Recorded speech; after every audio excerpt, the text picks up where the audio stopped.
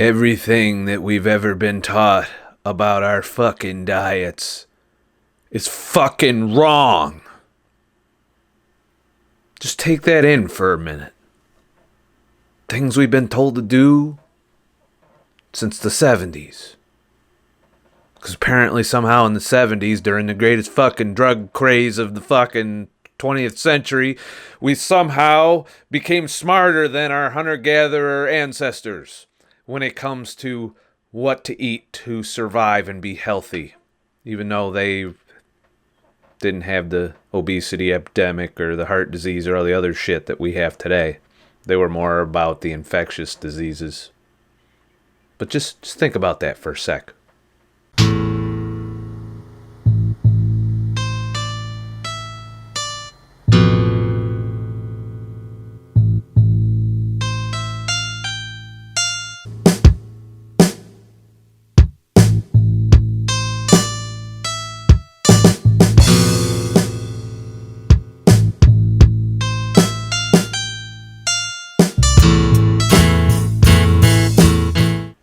Well, on the 29th of August, 2017, there is a study, an observational study, mind you, that just came out, called the P.U.R.E study, and which stands for Prospective Urban Rural Epidemiology. That sounds really scientific and shit. But basically, the study, they took individuals ages 35 to 70. They sent them questionnaires about what they were eating. Now, you can see that could be flaws with this study, and I don't dispute that. But you also got to understand our dietary guidelines were based on a similar study of 7 countries done by Ansel Keys in the 70s. I believe it was. It might have been late 60s. I don't know. I didn't look it up. But this is basically the opposite of the findings of the 7-country study, which really was a 21-country study, but he cherry-picked 7 countries, made a nice little happy graph of happiness, and thus the standard fucking American diet was born, where we reduced our fat and quadrupled our carbohydrate intake. And in the process, we've skyrocketed fucking obesity. We've jumped up our fucking cancer rates. We have really fucked up. This was a huge experiment that was put upon us based on an observational fucking study. So now we have another one. 18 motherfucking countries.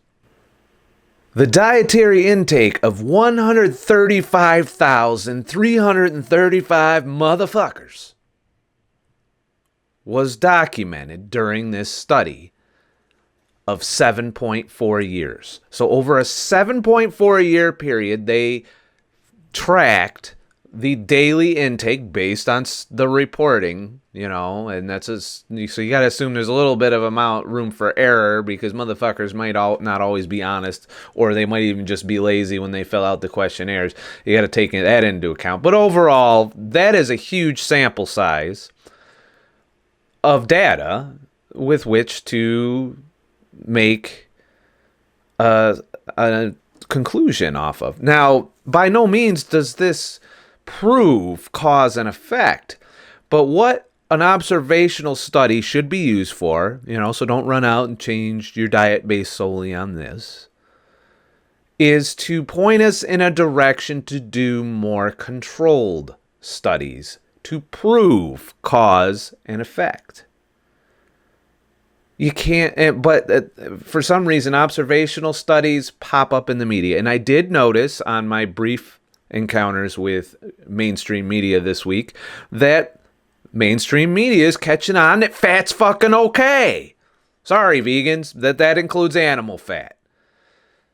But you don't have to eat animal fat. You can eat coconut oil or, olive oil. Those two versions of fat are healthy. You don't want to do canola oil or vegetable oil or basically all the oil that is used in most of our food industry.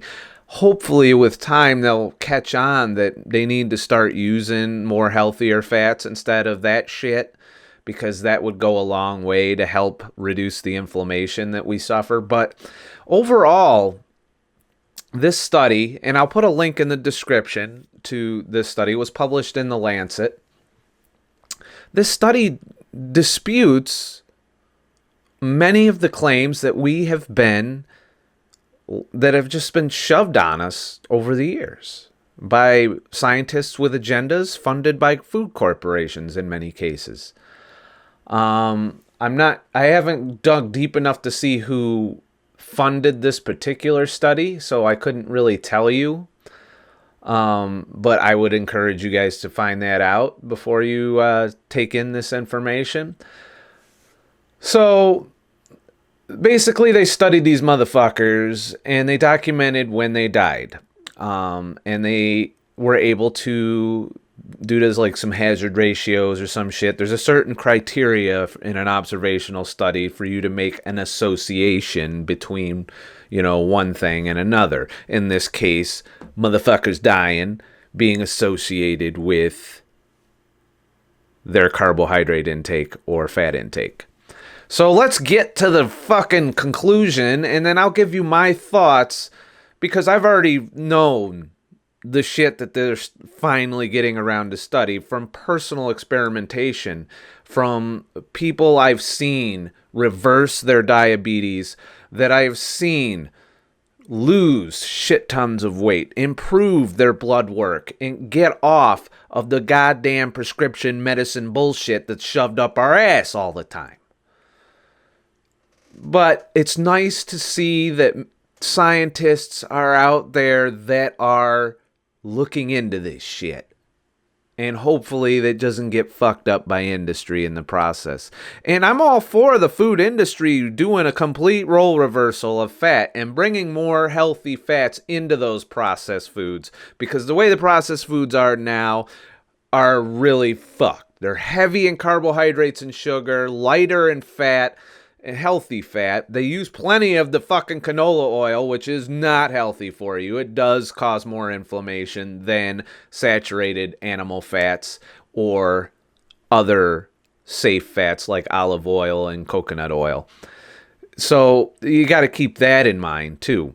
But the more and more people that get on board with this knowledge, that get out there and experiment with it and see what it does for their health and their physique and their whole basic feeling of well-being, the more people find this shit out, the more the industry's going to have to change its formulas. All right? We got Splenda that fucking totally reformulated into Splenda Naturals because everyone knows sucralose causes you hunger issues. This is flying out throughout the internet. And us, in being in this echo chamber of knowledge, sharing our experiences, sharing our fucking issues back and forth, has led to a better understanding of nutrition. And the industry has to scramble to fucking catch up. Primary outcomes were total mortality, major cardiovascular motherfucking events, fatal cardiovascular fucking disease, non-fatal myocardial fucking infraction, stroke, and heart failure. Secondary outcomes were infarctions, stroke, cardiovascular disease, mortality. Basically, motherfuckers, head grabbers, and strokes, and, all kinds. It was mainly focused on heart disease, which, and stroke. All the artery clog and shit that, vegans like to say is caused by animal fat. Well, what did they find? During the follow-up, we documented 5,796 deaths and 4,784 major cardiovascular disease events. Higher carbohydrate intake was associated with an increased risk of total mortality. Now, that's total mortality within those outcomes that they're talking about. So in other words, if you ate a lot of carbs, and they're not really specific on what kind of carbs at this point in the study, but they do get to it a little bit. But I think it's safe to say that we're talking refined carbs. We're talking breads, cereals, sugar, soda, crap. The standard American diet, which is heavily carb loaded. We're not talking about motherfuckers eating whole foods here. That's not even an issue. But they do check on that based on the questionnaires, because there is questions on what kind of carbs people are eating. So, the highest quantile was 5 versus the lowest quantile was 1. I don't know. That's way above my scientific knowledge. But intake of total fat, and each type of fat was associated with lower risk of total mortality. So, if you ate more healthier fats, I do believe they broke that down a little bit too. Actually, they did. Quantile 1, total fat, HR, there's a bunch of math and shit, saturated fat. So they broke it down between saturated fat, monounsaturated fat, and polyunsaturated fat. Nuts and seeds and that kind of stuff, plus animal fats and saturated fats, like butter or, coconut oil and that kind of shit. So they did break down the kinds of fats and the kinds of carbohydrates. Total fat and saturated and unsaturated fats were not significantly associated with risk of myocardial infarction or cardiovascular disease mortality. So it basically took a big shit on the 7-country study from years back, which we based our nutrition guidelines on, thanks to our motherfucking government, and led to this epidemic of bad health we are in right here, right now, that we are just now starting to fucking wake up from and turn this shit around. So I'm happy that this observational study comes out, and I hope it leads to more in-depth, controlled, randomized studies, which are fucking expensive as fuck and aren't going to be funded very easily, but in the day and age of crowdfunding and that kind of shit, I think a case could be made with a scientist to crowdfund a legit study of this and prove once and for all what's healthy and what isn't for us to be eating. It also stated that higher saturated fat intake was associated with lower risk for stroke. My mother had a stroke. And I can tell you, it wasn't because she was eating lots of fat. There was lots of processed foods, lots of sugar hidden in those processed foods, not to mention the baked goods on top of that, and basically led to her having a stroke. And you could see it plain as day. And she has since become healthier. I wouldn't call her 100% healthy. She still does have a lot of processed foods. But through me coaching and saying, hey, look, you got to slow down, she's come a long way. And her health is okay for the time being. But she's old. And it's going to take time to reverse damage done by the diet that she was told to eat most of her life. And that, her generation is suffering in their 60s. My generation's probably going to be sick in their 50s if they don't keep up with things. The millennials are going to be sick in their 30s, and you can already see signs of that now. Not to mention that there's teenagers and kids that are sick from metabolic preventable diseases that are from the standard American diet that we feed them. And they bitch and moan when you don't. The kids, they're not happy when you take away the soda and the candy and the cookies and all of that shit. Then they're going to probably give you a fucking hard time for it. But you'd be saving them years of pain in their 30s and 40s. And if you notice your child is growing obese to begin with, then you need to evaluate the kinds of foods you're feeding them. I'm not talking about fasting here, because you should not fast as a kid while you're still growing. You are supposed to be taking in excess calories, but the kind of calories matters. If you're eating a heavily carb fucking laden diet, of processed foods, you are not going to grow the healthy way. You're going to grow the bad way. And the bad way is to gain lots of body fat, to become heavily insulin resistant, and to suffer from the outcomes of a lifestyle that is not sustainable long term for health reasons. And your quality of life will be shit when you get to be my age and older if you're eating that way your whole life now. Because nowadays we have a hell of a lot more sugar and carbs in our shit. And I'm guilty. I love the sugar and carbs. I fucking do. I love these bad foods. But now that I know what they are and the kind of damage that can be done if you eat these all day, every day, this is very important. We really got to understand this. So the very best thing you can do if you don't want to fast and you don't want to go ketogenic, the very best thing you can do is just cut down on the processed foods and sugars and eat more whole foods, eat more fruit, more fucking vegetables, more meats, healthy fats, not bad fats. A good amount of fat. We're talking 50% if at least, or 30 to 50% of your daily caloric intake should be healthy saturated fats, nuts, seeds, meats, a variety. Fish, omega-3s, grass-fed, beef, because that increases the omega-3, reduces your inflammation. Whereas if you eat the corn-fed shit, they basically pass on the inflammation to you, and that's where your body makes the cholesterol, and it goes to the inflamed parts of your arteries and starts to clog it up.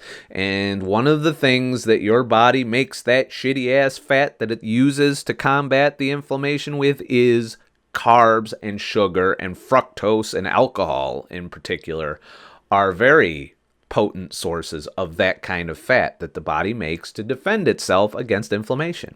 Inflammation comes from a lot of places, but we have a very inflammatory standard American diet.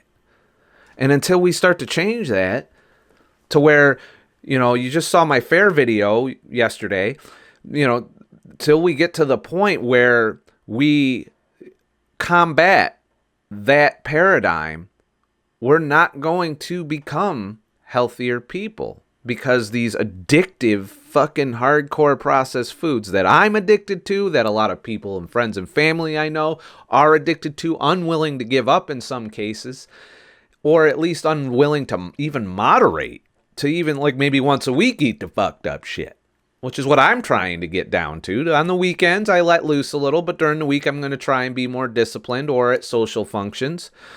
Mainly social functions. I allow myself freedom for social functions, but when I'm eating on my own, I have a more ketogenic whole foods approach, and I've found things that are lower in sugar, that are whole grain, that allow me to have the carbohydrates, but still they are not the majority of my caloric intake. I have a high fat and protein intake in my diet, no matter where I am, because I like fatty meats, I like eggs, I like bacon. Those are staples of my diet. Cereal is not a staple of my diet, neither is oatmeal, which is laced with sugar unless you go old school. And I've found that there are some whole grain granolas that are lower in sugar, 6 grams, 9 grams of sugar per serving. And if you keep it at that manageable level, you don't overwhelm your liver, and some of it will go to your glycogen if you're fasting. So what this boils down to, okay, let's look at the interpretation real quick. High carbohydrate intake was associated with higher risk of total mortality, whereas total fat and individual types of fat were related to lower total mortality. Total fat and types of fat were not associated with cardiovascular disease, myocardial infarction, or cardiovascular disease mortality, whereas saturated fat had an inverse association with stroke, as in it did not cause stroke. It made people less likely to have strokes, which if you listen to a lot of the arguments, particularly from recently from the vegan community on my channel, have come at me with this. And this completely turns that on its heels. If what you're saying is true, you should not be able to observe a decreased correlation of stroke with carbohydrate intake and fat intake. You know, saturated fat reduces the risk of stroke. That's what that says right there. Global dietary guidelines should be reconsidered in light of these findings. Now, that goes a little far. It is an observational study. I do believe that we should start moving in that direction, but we shouldn't ultimately set our dietary guidelines until we have done hardcore, controlled studies where you feed motherfuckers, you weigh motherfuckers, you observe their internal organs, you observe their blood lipids, you observe their entire life for a period of time. And yeah, you can't do a 7-year study in that case, but you could probably pay motherfuckers a hell of a lot of money to do that for 2 years. To just go off to some place, be supervised for a year or two, and hand them $100,000 at the end of it. I would sign up for that. Oh, you're going to pay me $100,000 to be a guinea pig for a couple of years? Okay, I'll eat what you want me to eat. Even if it tastes like kind of shitty or it's not that great. As long as you keep me alive during it, all right, sign me up. And we have the money to do that, but no one's wanting to do that. Let's face it. I think that you would find there are people that would volunteer for a study like that, much like they did back in World War II when they did the Minnesota starvation experiment. Yeah, okay, you're going to starve me. And they did that to get out of going to war. But I'm pretty sure if you threw some dollars at some motherfuckers for a couple of years of their time to help further our nutrition knowledge and the science behind it, that could be possible. So, overall, take a look at the study yourselves. Come up with your own motherfucking interpretations of it. This is just my take on this. I am glad that this information is becoming more mainstream and that it's not just a fringe fucking YouTube social media fucking club that's keeping our health going in the right direction. I want to see more of this shit flowing around the internet. The reason I saw this article is I subscribe to Dr. Lustig's Facebook page, and he's all about posting articles and studies that come out, and I was led to this through an article. I read to a blog post which summarizes it. That link will also be in the description, and it's also posted on my Facebook page where I often bookmark these things for me to talk about in videos. And then I went to the source and found the actual study documentation published in The Lancet, which is, I believe, a scientific journal. So that's my take on it. Tell me what you think. If this is new news to you, then maybe you need to do more research on how to fix your health issues, because chances are, if you're searching for videos like this one, you have something you're trying to fix. And I know I did when I started doing this. So by all means, do your research, experiment on yourself based on your interpretation and trust in the research you do, and then figure out how it worked for you or what did not work for you. You're going to stumble, you're going to fall, you're going to make mistakes, you are going to fuck up. But it is very important for you to keep going, and eventually you will get to this spot where you've kind of narrowed in on what works best for you and what you can sustain, both from a lifestyle happiness perspective and a motherfucking diet and health perspective. But remember, I'm not a fucking expert. I'm just a fucking asshole. And now it's plug time. So also in the link below, if you would like to contribute to further videos and also receive a daily blog for only $1 a month, or a weekly podcast, audio only, that you can download and listen to at your leisure for $5 a month, and so on and so forth. As you progress up, there are going to be further reward tiers, including patron-only live streams, where we have a small group of people that will be able to participate and chat, and so that way when I'm doing the live shows, you're not getting missed, you know. So there's a whole bunch of different stages of things that I'm doing on Patreon. It is Patreon week, so this next week I will be providing the rewards for people that stuck it out for the whole month, and that's pretty much how that's going to work. For some of the more intensive rewards, you will get them at the beginning, the first week of the month. And so that's what I'll be working on next week. So we may only have one video for the subscribers next week, while I take care of the contributors who are making all of this possible, who are making it possible so where I don't have to go drive Uber or go, shoot photography work to keep myself surviving. And I thank all of my patrons for this. Not just the upper tier ones, but the upper tiers do get credits at the end of the video. And since there's not a lot of them, I get to do it by voice. Eventually, if there are more, I will do a credit roll. But I will still probably verbally acknowledge the newer patrons at that point. So, producer Dave and MSP, thank you very much for your contributions this month, and thanks for sticking it out with me. Also, Robertino Jesse Lopez, also a producer. Once again, thank you for helping and keeping this going, and your contributions have definitely helped me this month as I've transitioned from trucking into multiple income streams to allow me to have time to do more shit, not just for YouTube, but also on a personal level. This helps me grow and be able to, a lot of my philosophies come from just how I live my life, and sharing that with you guys and maybe helping those who have similar experiences or want to improve their life in some way. That's kind of the goal of this channel.